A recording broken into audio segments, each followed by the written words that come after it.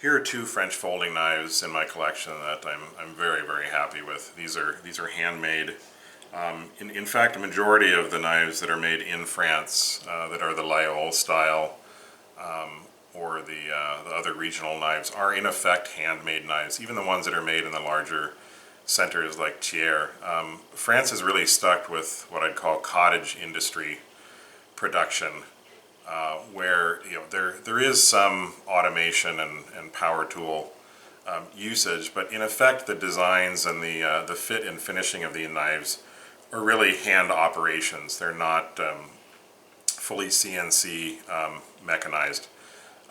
So they may be jobs where you have different specialists in handle fitting and finish, or blade manufacture, or spine filing that are unique, and that does speed production because you've got experts in different areas doing specific tasks. But in effect, you are getting a handmade knife at a price that's much better than you'd typically get in the U.S., where you'd have just a single artisan knife maker who's doing all of the steps himself. The first one that I'll talk about, this is a Yssingeaux, which is a regional style in France of this particular handle shape, typically without bolsters. It'll have the little hump on the spring here, which has a hole for a lanyard, and with this sort of drop point blade. This particular knife is made by Fontenay-Pateau, which is one of the top knife makers in France right now.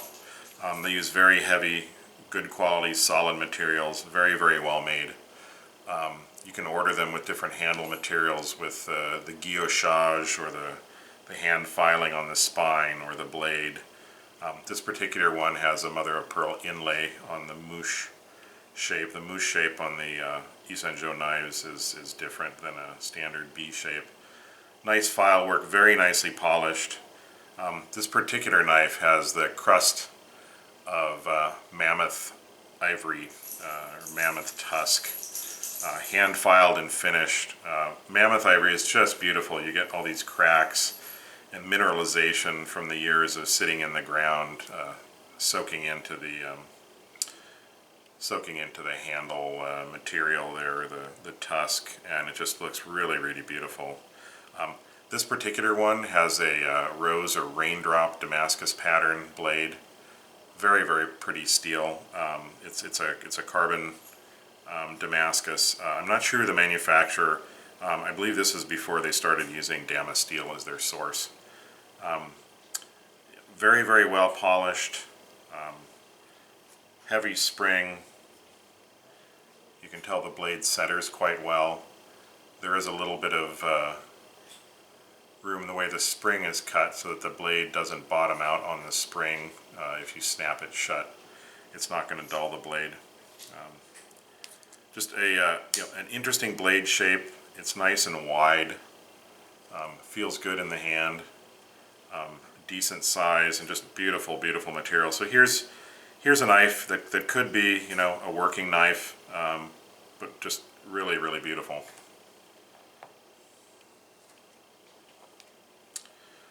This second knife is an interesting pattern.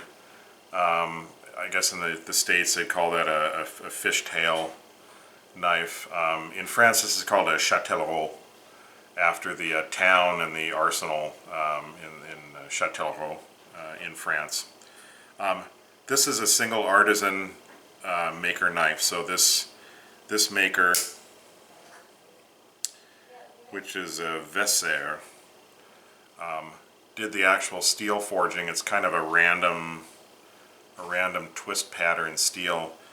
He also did the steel for his bolsters, and it's kind of a spider web pattern. It's a very, very interesting pattern. You can feel the way it's etched. If you can hear that, I mean, it's really raised ridges of the high nickel steel. Just really, really pretty. Really no file work, just a little bit of file work on the liner. It's a very slim knife, a typical sort of dagger, sort of similar to the Italian stiletto style, but the French were using these, at the same time. This particular one has a nice inlaid shield. This is what they call dent de faucon or warthog tusk. It's beautiful. It looks a lot like ivory, a little more yellow typically. This is actually a locking pattern. So up here, which would typically be on a French knife, the mouche or the fly, on the end of this spring, there's actually a recessed hole underneath that doesn't go all the way through, and that matches with a pin on the blade. So to unlock this, you have to get your fingernail under the mouche and pull up slightly, and that allows the blade to rotate. So you can see there's a little pin right here on the blade, and there's a blind hole or a notch underneath the spring. So as this rotates up, that clicks in place. It's very, very solid. Just a really neat pattern if you like that kind of stiletto pattern shape, a nice grind to the blade. Just a nice example of a single artisan manufacturer. So these are two just really nice quality knives in really interesting, pretty materials.